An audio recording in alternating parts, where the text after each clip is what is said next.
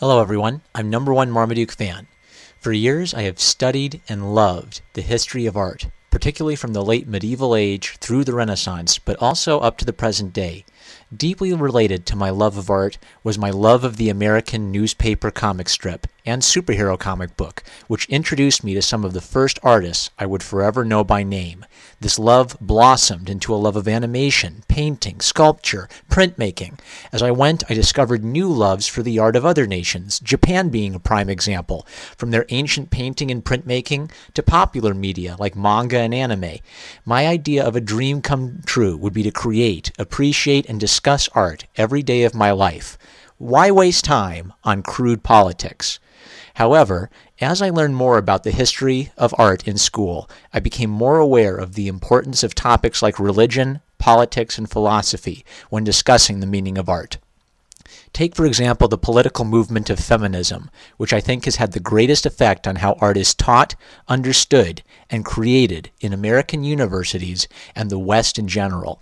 As I learned about art in the 20th century in art school, I took an open sponge approach. I had my own biases, thoughts, and deeply held religious beliefs, but I saw my role as a student to soak in information.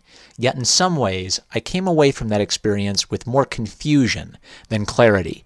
I had experienced instances of bullying and other toxic forms of behavior, most often from students, sometimes from instructors, for whom my race, sex, religion, and sexual orientation were viewed as critical to how I should be treated and how my arguments should be evaluated.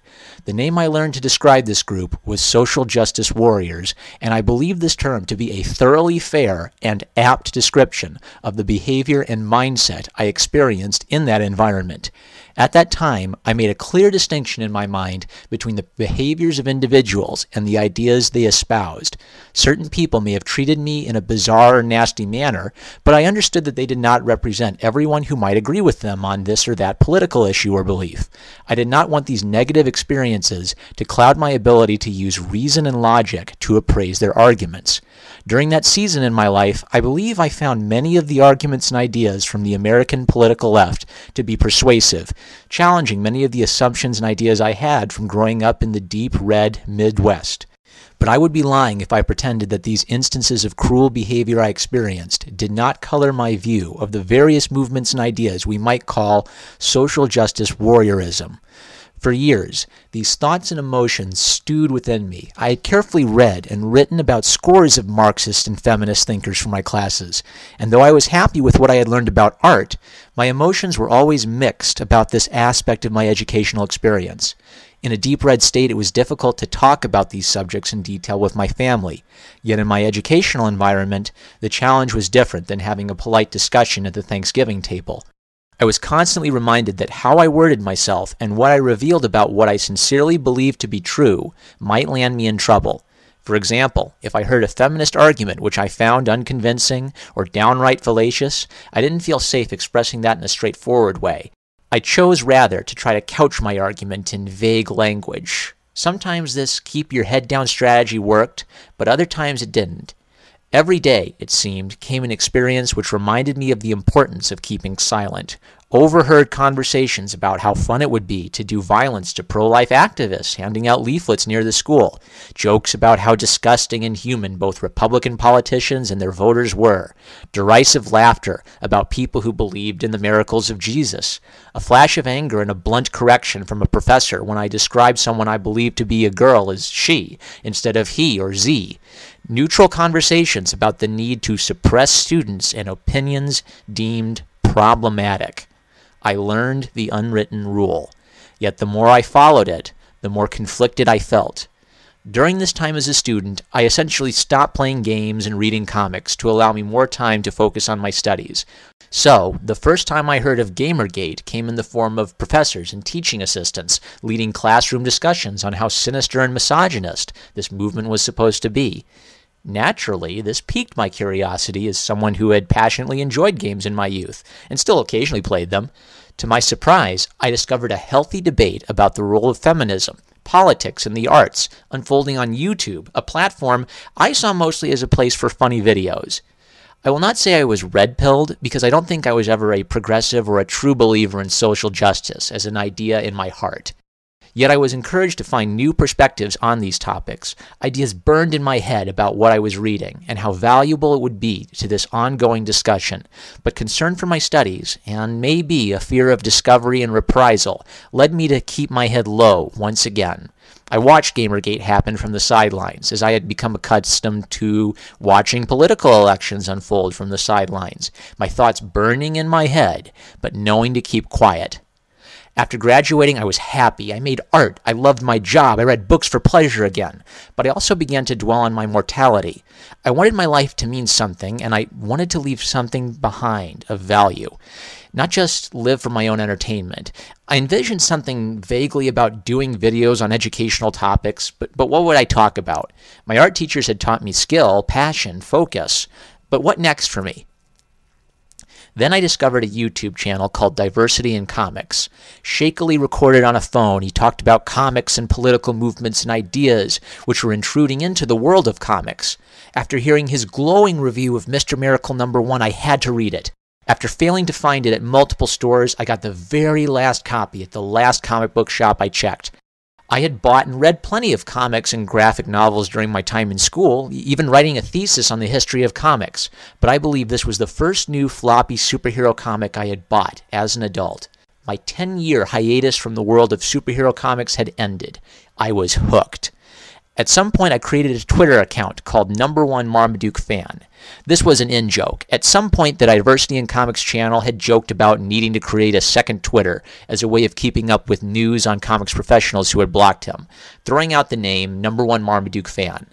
A day or so after he made that video, I saw the name had still not been claimed, and on a whim, took the name and tweeted at him for a joke. I began using this username to interact with other fans of the channel and was introduced to a number of active comic book YouTubers. I was buying dozens of comics and shared pictures to start conversations with other fans. I owe a great debt to the Diversity in Comics channel for convincing me to go to a comic book store and buy a superhero comic book. But I was a long way away from finding the focus I was looking for. 2 or 3 months passed. Then I purchased a manga, The Legend of Zelda: Twilight Princess by Akira Himekawa. As I read, my mind raced. I remembered my whole educational experience, the many voices I had heard discussing politics, religion, art, and philosophy. Something clicked in my mind. Even though I was unsure of exactly what I wanted to say, I remembered the fear and trembling which had characterized my time in school and became convinced that if I didn't start talking about what was on my mind now, I would never be brave enough to do it. On a whim, I shot a rambling video talking about how the manga had affected me and the thoughts it had prompted about social justice. In the following weeks, I have continued to make video after video talking about something I love, the art of comics. Having a silly username encouraged me to express thoughts I never thought of expressing out loud before.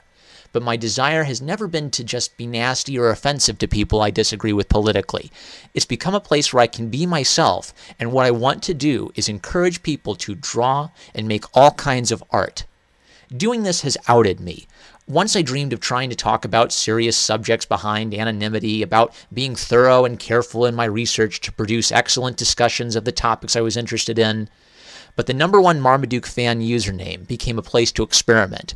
I didn't have to obsess over polish or detail. I found my voice making fun videos about comic books, many of which you can hear me joking about just how silly I find this whole thing I've been doing. A while ago on Twitter, I wrote a poll asking my friends and followers a question.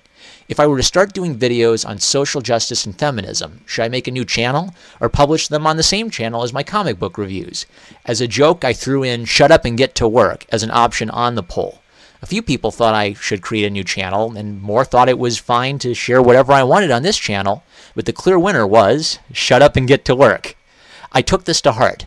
Rather than obsessing over the content of this channel and whether I should have multiple channels to organize content, it was more important that I do careful research and produce solid, helpful content. I am pleased to announce a new series of videos for this channel on the history of feminism and the arts. You may have heard me jokingly refer to this as Project Chrono Triggered, because, just like in the game Chrono Trigger, we have to go back to the roots of social justice warriorism and the idea of the culture war. This is a topic I think is very important for any discussion about the arts, whether it is the high arts in prestigious galleries and museums, or the low arts, entertainment enjoyed by a wider group of people, whether it's comics, movies, or television. While feminism might be seen as just part of the broader umbrella of the social justice movement, and many progressive groups might be seen as very important to these discussions, I think the feminist art movement and the feminist philosophy of art specifically might be the most relevant when we are having conversations about questions like these. What is art? What is good art? Should politics enter into art? Feminism and anti-feminism is still a hot topic of discussion on YouTube, but this is an aspect where I think my education and my interests might enable me to add something helpful, something I haven't seen other channels talking about in much detail. The plan for this series is for me to read and thoroughly discuss a number of books, essays, and articles on the topic of feminism and the arts. I hope to be rigorous and fair in representing these works, and not strawman them or rewrite them to make them easy to dismiss or ridicule. Whether you are an anti-feminist or a vocal advocate of feminism, I hope you will agree that I am trying to be as accurate and truthful as I can when discussing this often controversial subject. Over time, I would like those who watch this video series to have a broad understanding of the key thinkers and ideas within the feminist art movement, and how the ideas of this group have permeated the larger culture and national conversation. While it's all well and good for me to say that my intention is to be objective, that is easier said than done, which is why I'm committing here to always having my comment section open. If you think I'm unfair in how I represent any opinion or argument, I invite you to challenge me. I want a rigorous debate so that I can refine my thesis and discard bad arguments and false impressions. I want the most robust feminist arguments and the most robust anti-feminist arguments. I don't want to poison the well by declaring what my conclusion is before I begin this project, but I do think it's only fair to let you know a bit about myself and what my opinions are. I am not a feminist. I do not use the label anti-feminist for myself that often, though, since I want to have a more informed opinion on what feminism is. I anticipate doing this series will be a learning process for myself, and I hope it can be instructive to you as well. Some critics of modern campus feminism, like Professor Christina Hoff Sommers, also known as the factual feminist, have argued against contemporary feminism, but not against all forms of feminism. You might say the idea is we shouldn't throw out the baby with the bathwater.